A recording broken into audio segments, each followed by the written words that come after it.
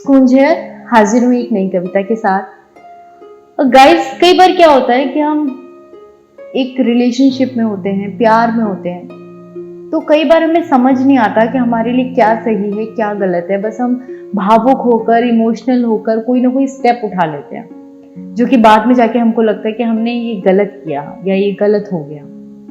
तो मैं वही चीज बताना चाहूंगी कि लड़कियां बहुत इमोशनल होती हैं। कई बार वो जब रिलेशनशिप में होती हैं तो अपने घर को पीछे छोड़ देती हैं और घर से भाग जाती हैं या भागकर शादी कर लेते हैं कई लोग। तो गाइज, मैं तो यही बोलना चाहूंगी कि अपने पेरेंट्स से बात कीजिए, उन्हें समझाने की कोशिश कीजिए, क्योंकि कई बार क्या होता है ना कि गाइज, लोगों को लगता नहीं हमारे पेरेंट्स सुनेंगे ही नहीं और वो कदम उठा लेते हैं, कोशिश तक नहीं करते, ट्राई तक नहीं करते हैं। तो मुझे ऐसा लगता है कि ट्राई करना चाहिए, पेरेंट्स को समझाना चाहिए।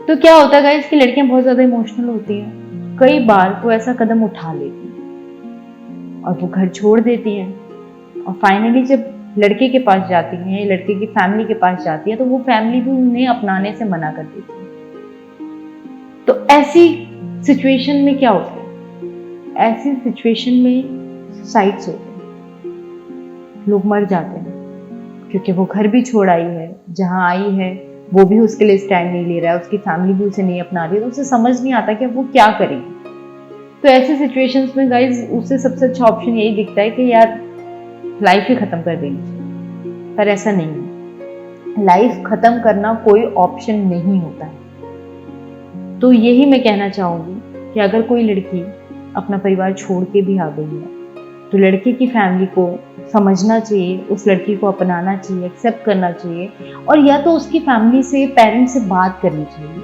दोनों बच्चों का आगे भविष्य देखना चाहिए। तो गाइज, इसी के ऊपर मैंने एक छोटी सी पोएम लिखी है कि, और मैं सबसे पहले यही रिक्वेस्ट करना चाहूंगी कि कई बार अगर ऐसी सिचुएशन हो जाती है कि आपके घर कोई लड़की आ जाती है जो आपके बेटे की गर्लफ्रेंड है, भाई की गर्लफ्रेंड है, तो प्लीज उसे समझने की कोशिश करो, बैठ के शांति से बात करो, पैनिक मत हो और सिचुएशंस को हैंडल करना सीखो।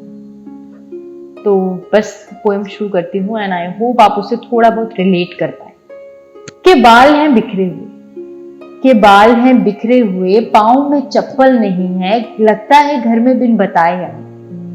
के बाल हैं बिखरे हुए, पाँव में चप्पल नहीं, लगता है घर में बिन बताए आई है, और मिलने दो उसे उसकी मोहब्बत से, वो बड़ी उम्मीदों के साथ आई। और मिलने दो उसे उसकी मोहब्बत से, वो बड़ी उम्मीदों के साथ आई।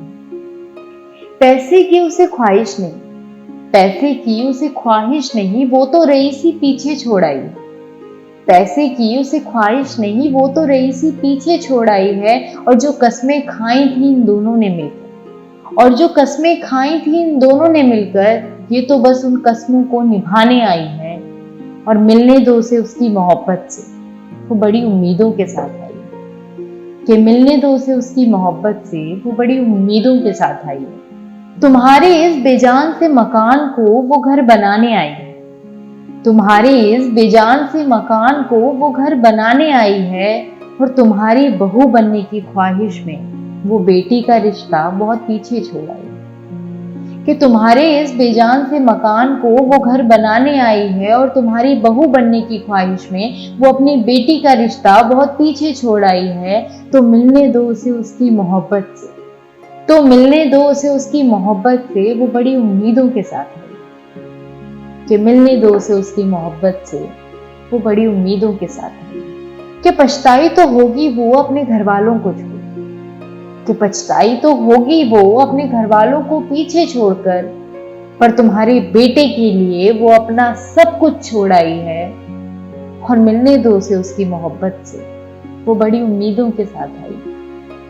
कि मिलने दो उसे उसकी मोहब्बत से, वो बड़ी उम्मीदों के साथ आई है। कि बाल हैं बिखरे हुए, पाँव में चप्पल नहीं है, लगता है घर में बिन बताए आई है, और मिलने दो उसे उसकी मोहब्बत से, वो बड़ी उम्मीदों के साथ आई है, बड़ी उम्मीदों के साथ आई है। शुक्रिया गाइस, एंड आई होप कि आप लोग समझ पाए जो मैं आपको समझाना चाहती हूँ या बताना चाहती हूँ। और यही उम्मीद करती हूँ कि अगर कभी भी कोई ऐसी सिचुएशन आएगी तो आप उसको बिना पैनिक हुए आराम से, एक अच्छी समझदारी से आप उसे हैंडल करेंगे। और गाइस सबसे पहले तो ऐसी सिचुएशन आने ही नहीं देनी चाहिए लाइफ में। हमको समझदारी से, मैच्योरनेस से कदम उठाने चाहिए। जल्दीबाजी में हमें कोई काम नहीं करना चाहिए। तो बस यही उम्मीद करती हूँ कि आप लोग समझें। तो देखते रहिए गूंज वेव्स, लाइक कीजिए, सब्सक्राइब कीजिए, कमेंट्स कीजिए, और किस टॉपिक पे आपको पोएम चाहिए वो भी मुझे बताइए, ताकि मैं आपके लिए अच्छी अच्छी पोएम्स लिख सकूं। Thank you so much.